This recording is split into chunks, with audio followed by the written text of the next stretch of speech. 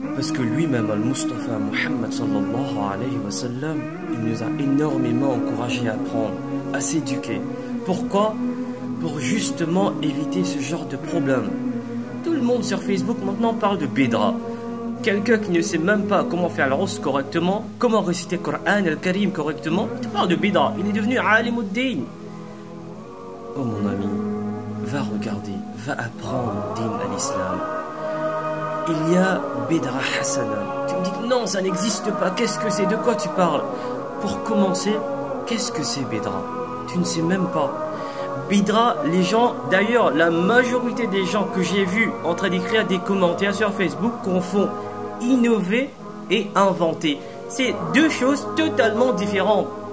Innover, cela veut dire de restituer quelque chose qui avait déjà une base, voire améliorer, voire approfondir, voire embellir quelque chose qui était déjà là. Ça, c'est innover. Mais inventer, c'est de commencer quelque chose qui n'existait pas. Tu ne savais même pas la différence qu'il y a entre les deux et tu parles de bid'a. Donc il y a bid'a hasana. Tu me dis non, ça n'existe pas. Je vais t'expliquer.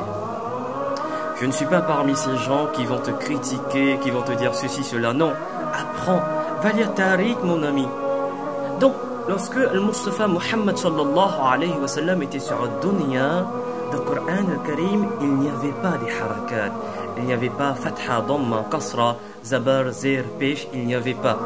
Après qu'il fut parti pour l'au-delà, lui sallallahu alayhi wa sallam, Hajjaj ibn Yusuf a implémenté ceci dans le Coran al-Karim pour faciliter la récitation du Saint-Coran pour ceux qui ne sont pas arabes. Qu'est-ce que c'est? N'est-ce pas bid'a hasana? N'est-ce pas bid'a hasana? Autre chose. S'il te plaît, je te dis encore une fois, pense, réfléchis. Din à l'islam nous encourage à s'adapter dans les changements que la société va emmener dans notre vie. Din à l'islam nous encourage à apprendre, à être des gens malins. Tu me dis que bid'a hasana ça n'existe pas, alors arrête de partir à la Mecque. Pourquoi? Montre-moi le hajj que Al-Mustafa Muhammad sallallahu alayhi wa sallam, pèlerinage qu'il avait fait sallallahu alayhi wa sallam, c'est pareil aujourd'hui. Safa et Marwa n'existent plus. Les Arabes, ils ont converti le tout. Ils ont fait bid'a hasana. Safa et Marwa n'existent pas maintenant. Quand tu vas courir sur des marbres qui sont vraiment très chers. On appelle ça les marbres du Nil ou de l'argile du Nil. Ils ont recouvert ce qu'on appelait montagne Safa et Marwa, la montagne Safa et Marwa avec de l'argile. Donc, n'est-ce pas bid'a hasana? Tu vas faire al-Hajj, la pratique de Mustafa Muhammad sallallahu alayhi wa sallam, de Sayyidina Ibrahim alayhi salatu wa sallam, mais eux, ils ont marché, ils ont couru sur quoi? Sur la terre. Toi, tu cours sur quoi? Des marbres. N'est-ce pas bid'a? N'est-ce pas bid'a hasana? Autre chose, totalement relié directement à din à l'islam. Va faire salatul Aisha, salatul Zuhr dans la mosquée.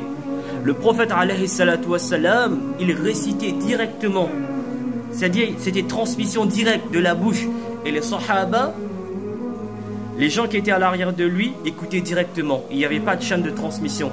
L'imam, en 2020, il fait la récitation à travers la technologie. Tu mets micro en face de lui, il récite.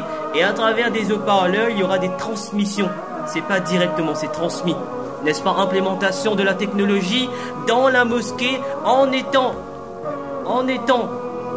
tu es en train de converser avec Rabbul Alamin, en étant dans la prière, tu as implémenté changement direct dans la prière. Tu es en train de faire salat, tu es en train de faire la prière, tu as implémenté des changements, mais pour faciliter la prière. Ça c'est bid'a hasana, mon ami. Bid'a, ça existe. Bid'a hasana existe comme ça, il y a plusieurs exemples, mais je ne vais pas faire une longue vidéo parce que je sais que vous n'allez pas regarder.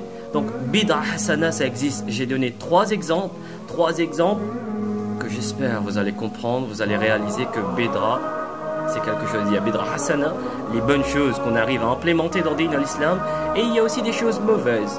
Donc s'il te plaît, pense avant de critiquer, avant de faire des commentaires sur Facebook.